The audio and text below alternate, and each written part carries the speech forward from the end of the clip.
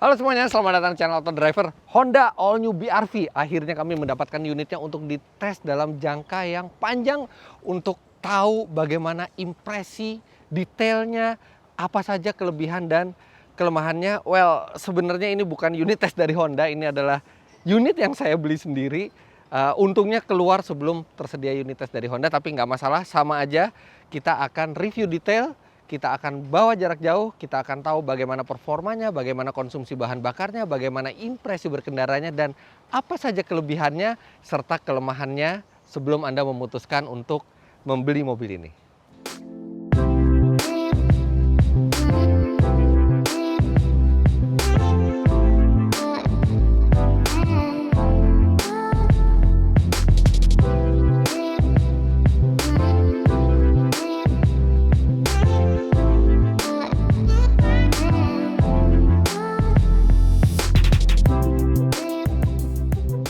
Kita mulai dari harganya dulu. Jadi Honda All New BR-V ini dijual paling murah, harganya 279 juta rupiah dengan transmisi manual 6 speed. Kemudian di atasnya ada trim yang lebih mewah, yaitu trim Prestige dengan transmisi CVT, bahkan yang paling tinggi menggunakan fitur Honda Sensing. Dan itu dijual seharga 342 juta rupiah. Jadi rentangnya cukup jauh dari 279 sampai 342 juta rupiah, tapi bagi Anda yang memang menginginkan ada fitur yang canggih seperti Honda Sensing, memang Anda harus membeli tipe yang termahal, tapi di bawahnya masih banyak tipe lain yang bisa Anda pilih sesuai dengan keinginan. Nah, bagi Anda yang memang sudah berminat untuk membeli Honda All New BR-V ini, sekarang ada cara yang lebih mudah, nggak perlu repot-repot datang ke showroom. Tinggal lewat handphone aja di aplikasi Blibli, Anda bisa beli mobil di sana lewat Beli Mobil Showroom Virtual, di mana di situ adalah 100% authorized dealer. Nah, ada sejumlah keuntungan di sana, diantaranya Anda akan mendapatkan pilihan paket cicilan dari lembaga leasing yang resmi dan terpercaya, dan Anda bisa melakukan negosiasi sampai deal di situ. Yuk, cek Blibli Otomotif sekarang. Belanja di Blibli pasti puas. Kami sudah pernah 2 kali membuatkan video tentang Honda All New BR-V ini. Yang pertama first impression pada saat mobil ini pertama kali dikenalkan di 2021. Kemudian kami juga sudah membuat review first drive-nya. Anda bisa cek linknya ada di deskripsi. Tapi di video kali ini kita akan lebih fokus untuk bagaimana rasanya ketika dikendarai. Oke, saya akan highlight sedikit tentang mobil ini. Pertama dari luarnya.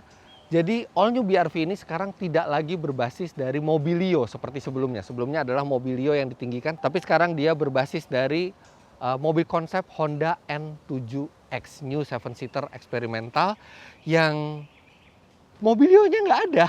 Jadi dia memang basis sendiri.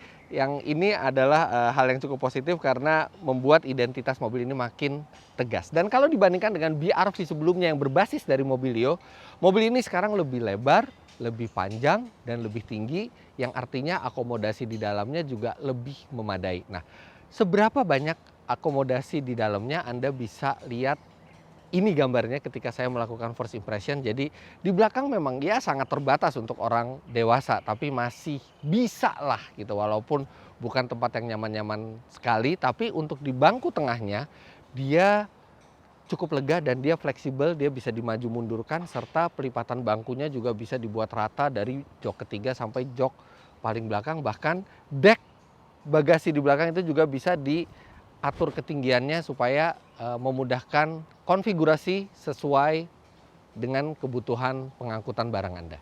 Nah, berbicara eksterior lagi, mobil ini memiliki desain yang gimana ya?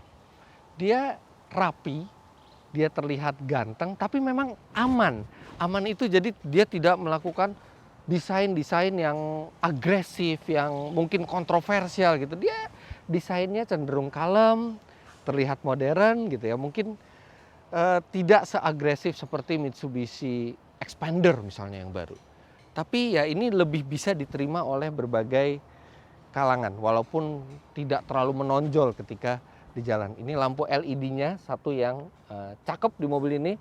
LED-nya bawah dan atas, yang bawah ini untuk lampu utama dan atas itu untuk lampu jauh, yang lainnya cenderung normal lah. Makanya di sini kami nilai Honda bermain aman dengan desain dari all new BR-V ini. Berbeda dengan BR-V sebelumnya yang banyak aksesoris karena harus membedakan dari mobilnya, tapi yang ini lebih simple. Nah, tapi kalau berbicara mesin, BR-V yang paling unggul di kelasnya dalam hal tenaga.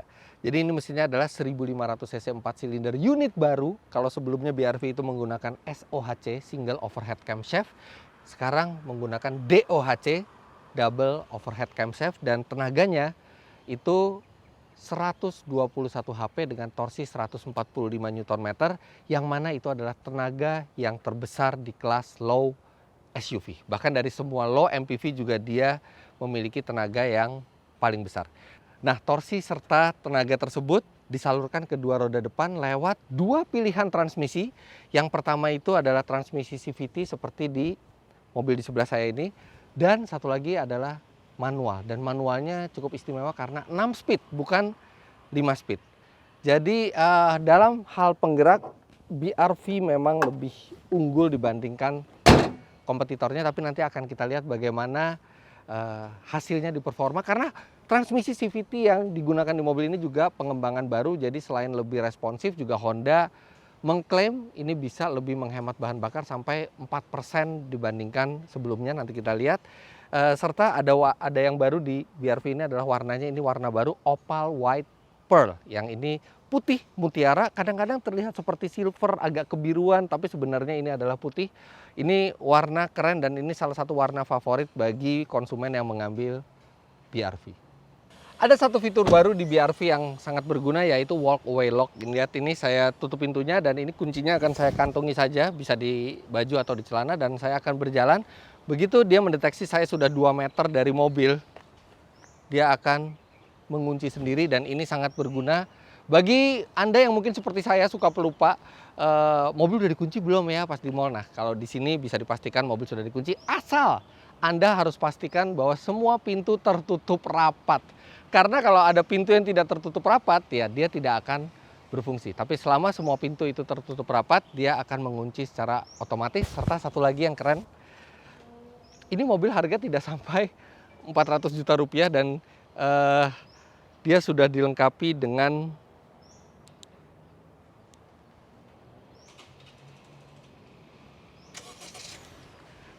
remote engine start. Jadi kalau Anda parkir di cuaca yang panas, selama masih dalam jangkauan remote, Anda bisa start dari jauh dan mobil akan menyala dan AC juga akan menyala, membuat ketika Anda masuk ke dalam kabin itu sudah dingin. Kalau Anda khawatir nanti gimana kalau ada yang menerobos ke dalam dan ngambil mobilnya, nggak bisa. Selama tanpa kunci ini, walaupun dia pecahkan kaca dan dia masuk ke dalam, dia tidak akan bisa memasukkan gigi transmisi. Karena semuanya masih keadaan terkunci, kecuali ketika Anda masuk ke dalam mobil dan membawa kunci ini, baru semuanya normal bisa berjalan. Dan sekarang langsung kita lihat aja dalamnya.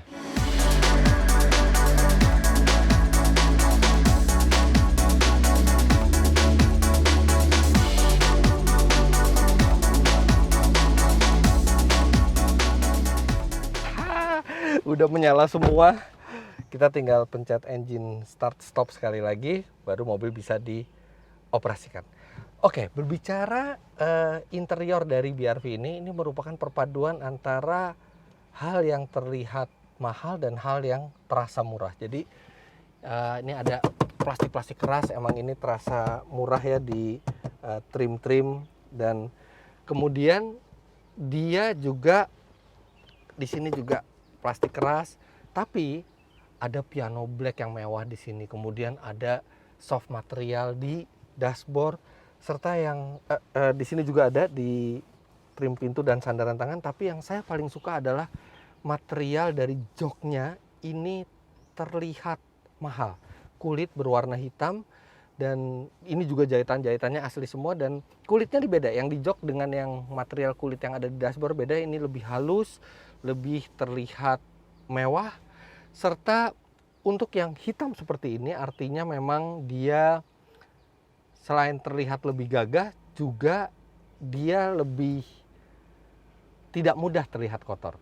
Nah, bicara perawatan interior, sekarang di aplikasi blibli.com selain Anda bisa beli mobil, tersedia juga berbagai perlengkapan aksesoris otomotif, termasuk juga aksesoris untuk merawat mobil melalui official store yang dijamin barangnya 100% orisinil. Contohnya, kalau Anda ingin memberi produk perawatan mobil, langsung aja beli di blibli.com. Banyak banget pilihan brandnya dan juga tokonya sudah pasti terpercaya. Caranya mudah. Yang pertama, buka aplikasi blibli.com.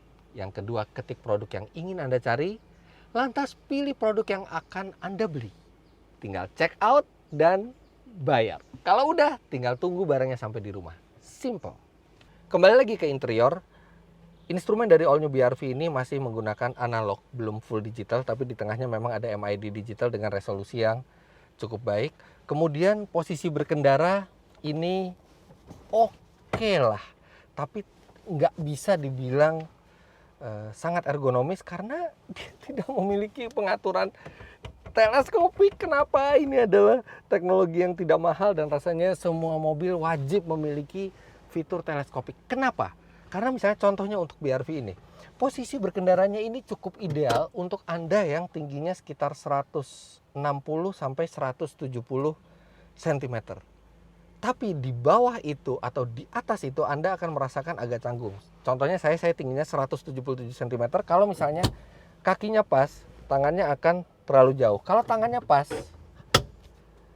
seperti ini, tangannya pas, kakinya akan terlalu dekat. Dan semua masalah itu bisa diselesaikan dengan simpel hanya dengan teleskopik yang kami juga tidak mengerti kenapa tidak ada di mobil ini. Anyway, it's okay lah, untungnya setirnya sudah agak mundur sedikit, tapi kalau dengan teleskopik akan lebih fleksibel untuk berbagai macam postur badan. AC sudah digital dengan fitur auto, kemudian rem tangan masih manual, belum elektrik, tapi yang lainnya simple, sederhana, dan oh ya, satu lagi yang saya suka, entertainment systemnya sekarang tidak model mengambang lagi, dia lebih rapi dan dia sudah dilengkapi dengan Apple CarPlay dan Android Auto, serta juga dilengkapi dengan kamera parkir, bahkan dia dilengkapi dengan Honda Lane Watch. Jadi kalau kita kasih sen kiri, dia akan memperlihatkan blind spot di sebelah kiri, ada tombolnya juga di sini untuk mengaktifkan atau menonaktifkan.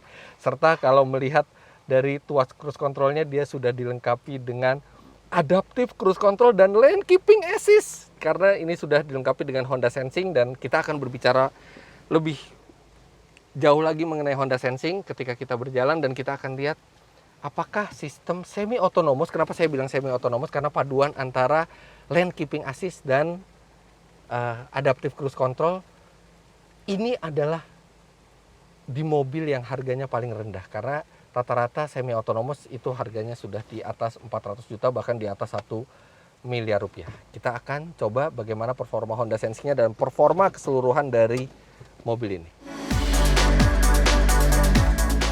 Sebelum kami sampaikan tentang impresi berkendaranya, kami lajukan dulu mobil ini ke SPBU Shell untuk diisikan bahan bakar Shell V-Power Nitro Plus. Shell V-Power Nitro Plus dengan standar Euro 4 menjadikan mesin lebih bertenaga, akselerasi lebih cepat, dan performa maksimal. Dengan teknologi Dynaflex, Shell V-Power Nitro Plus memiliki kekuatan membersihkan yang tak terkalahkan untuk melindungi dari endapan yang mengurangi performa mesin. Shell V-Power Nitro Plus, penuh tenaga, akselerasi lebih cepat. Oh ya, sekarang ada cara yang lebih mudah untuk mengecek dan menambah poin Anda di SPBU Shell, yaitu dengan Shell Go Plus. Jadi, ketika Anda ngisi bensin, kemudian melakukan pembayaran, Anda tinggal minta di-scan saja dan langsung poinnya itu masuk semua di sini. Lihat, ini tadi yang baru saya lakukan pembeliannya. Jadi, Shell Go Plus ini bikin Anda praktis dan nggak perlu lagi bawa-bawa kartu untuk menambah atau mengecek poin. Segera download aplikasinya sekarang. Shell Go Plus ini ada di aplikasi yang bernama Shell Asia.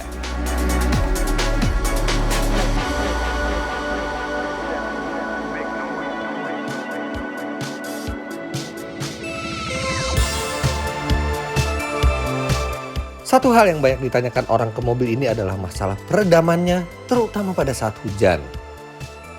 Nah, bagaimana kalau kita langsung dengarkan saja pada saat hujan? Nah, kebetulan satu hari sebelum syuting kami mengalami hujan bersama kru auto driver. Nah, begini suaranya pada saat direkam dengan menggunakan handphone.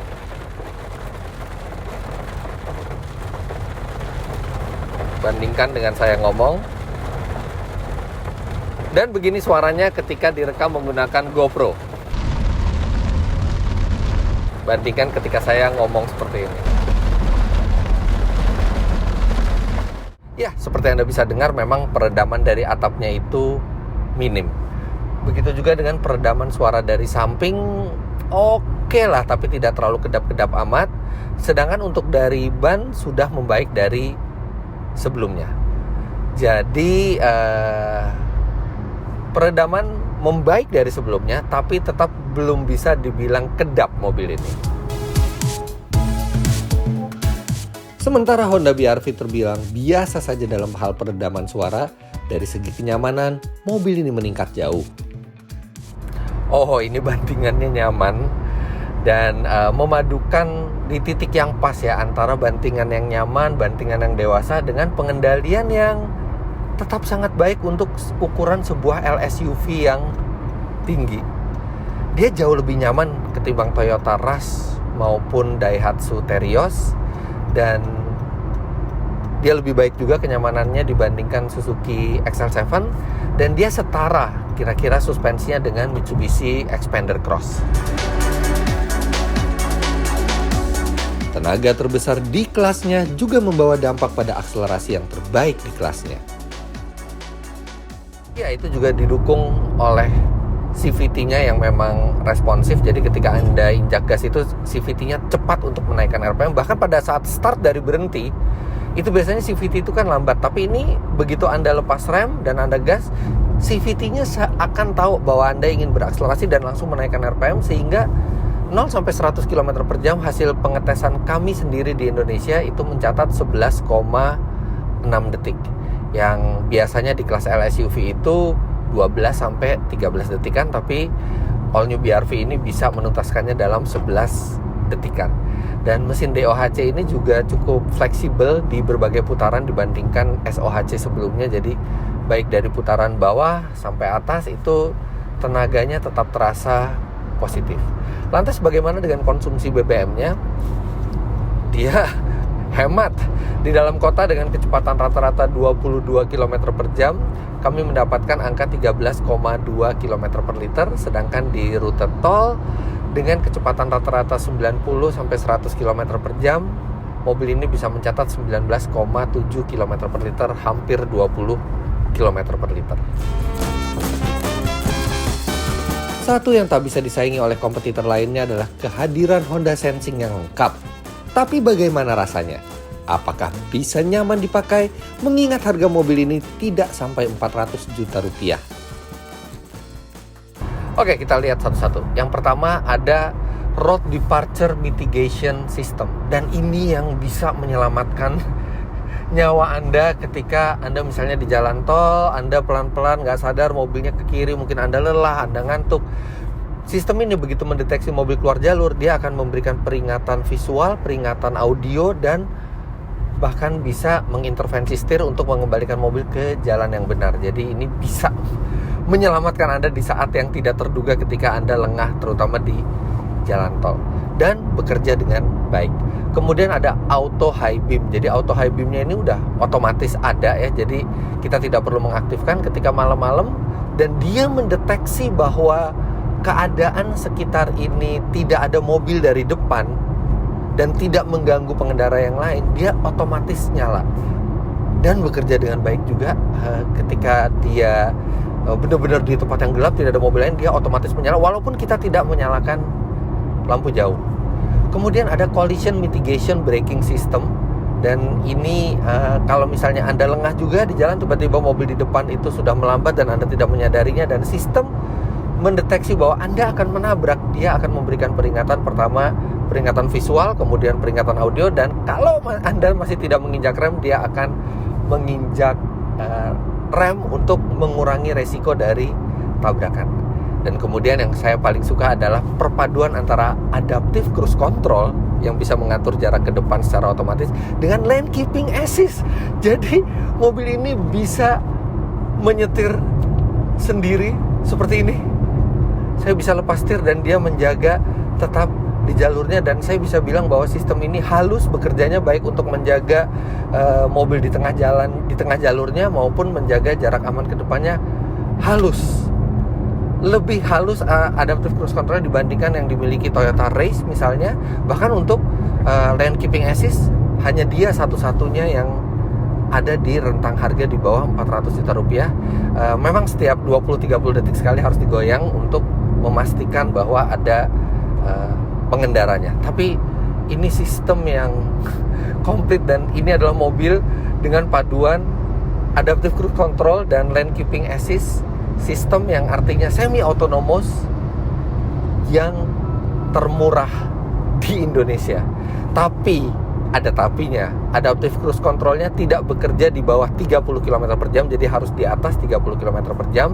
Sedangkan lane keeping assistance sistemnya itu baru bekerja di atas 70 km per jam. Jadi ini hanya cocok untuk digunakan untuk perjalanan jauh di tol, atau misalnya Trans Jawa akan sangat berguna. Dan untuk di dalam kota yang bisa berguna dari sistem Honda Sensing-nya adalah lead car departure notification yang akan memberitahu Anda ketika mobil depan sudah berjalan, dan Anda bisa langsung berjalan ketika mobil depan itu sudah meninggalkan posisinya. Overall, sistem Honda Sensing-nya ini halus dan sangat bisa membantu keselamatan dan kenyamanan di jalan. Walaupun untuk sistem semi autonomousnya memang hanya bisa di jalan tol dengan kecepatan di atas 70 km per jam. Jika Anda tidak membutuhkan Honda Sensing, maka Anda bisa mendapatkan BR-V dengan harga lebih rendah dan dengan kesenangan berkendara yang setara.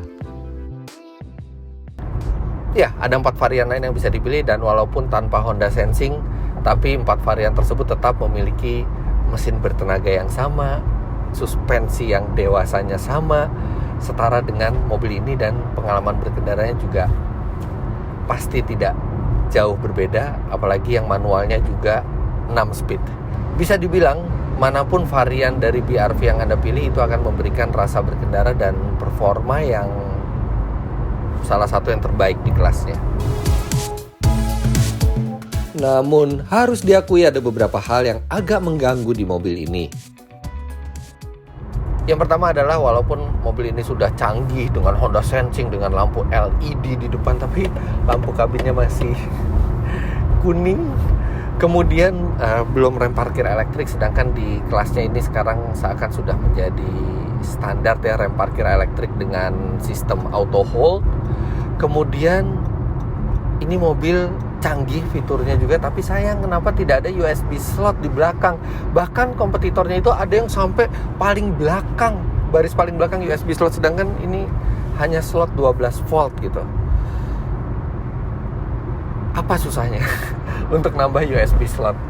Lantas berikutnya tidak ada rear defogger, hanya ada wiper. Ya memang defogger hanya kita gunakan sesekali, terutama kita di negara tropis. Tapi untuk mobil yang harganya di atas 300 juta rupiah dan tidak diberikan defogger belakang, itu rasanya gimana gitu? Rasanya kurang proper. Meski begitu, ada sejumlah hal positif juga di mobil ini. Yang pertama adalah lane watch display. Jadi kalau kita pencet tombol di sen seperti ini, atau kita menggunakan sen ke kiri, dia akan menampilkan citra dari kamera kiri di bawah spionnya yang akan menampilkan mobil atau benda apa saja yang berada di blind spot kita, dan itu sangat berguna terutama di kepadatan kota atau di tol seperti ini. Kita bisa bermanuver dengan lebih aman karena bidang pandangnya lebih luas dibandingkan yang ada di spion. Kemudian walaupun ini SUV, tapi bangku tengahnya ini bisa one touch tumble untuk melipatnya sehingga sepraktis MPV. Dan untuk tipe tertinggi ini airbagnya ada 6. Jadi dia termasuk LSUV yang sangat mementingkan faktor keselamatan. Airbagnya terbanyak di kelasnya. Kemudian dia memiliki brake override system. Jadi brake override system ini ketika pedal gas dan pedal rem itu diinjak bersamaan, dia akan mengabaikan pedal gas. Jadi hanya mengutamakan pedal rem. Jadi kalau misalnya Anda panik, ada sesuatu di depan, Anda menginjak rem dalam-dalam tapi tanpa sengaja gasnya terinjak juga, itu gasnya akan nonaktif dan Anda akan tetap bisa mengerem dengan aman. Serta satu lagi yang menyenangkan, walau mobil ini bertambah panjang, bertambah lebar, bertambah tinggi, tapi radius putarnya tetap kecil dan tetap fleksibel untuk bermanuver di dalam kota. Boleh dibilang BR-V terbaru ini jauh lebih baik dan lebih lengkap dibandingkan model sebelumnya. Tapi apakah cukup untuk diberi label sebagai driving redefined oleh Honda? Well, mobil ini dirancang dari basis baru total sehingga bukan lagi MPV yang ditinggikan, dan dari segi konsep ia lebih mirip ke arah ras Terios ketimbang Xpander Cross atau XL7 yang basisnya adalah sebuah MPV. Walaupun pengalaman berkendaranya tidak 100% sempurna, tapi setidaknya mobil ini memiliki performa terbaik, kemudian bantingan suspensi yang paling baik juga rasanya, paling dewasa. Kemudian dia dilengkapi dengan fitur sensing, fitur Honda Sensing ini yang sangat halus dan sangat berguna, serta di saat yang tidak kita ketahui mungkin saja bisa menyelamatkan nyawa kita. Jadi bisa dibilang untuk saat ini Honda All New BR-V adalah LSUV yang paling canggih kelengkapan fiturnya di kelasnya, dan dia juga memiliki performa yang terbaik di kelasnya serta bantingan suspensi yang sangat positif. Good job Honda. Good job karena berani mengubah konsep desain BR-V dari yang semula itu MPV yang ditinggikan sekarang menjadi basis sendiri. Artinya mobil ini langsung mulai dari awal sudah sebagai low SUV. Andai saja dia beberapa kekurangan krusialnya ya, seperti rem parkir elektrik ada, atau setir itu bisa diatur teleskopik, ada rear defogger yang kecil-kecil seperti itulah, jelas mobil ini akan semakin sempurna dan semakin layak disebut sebagai driving redefined.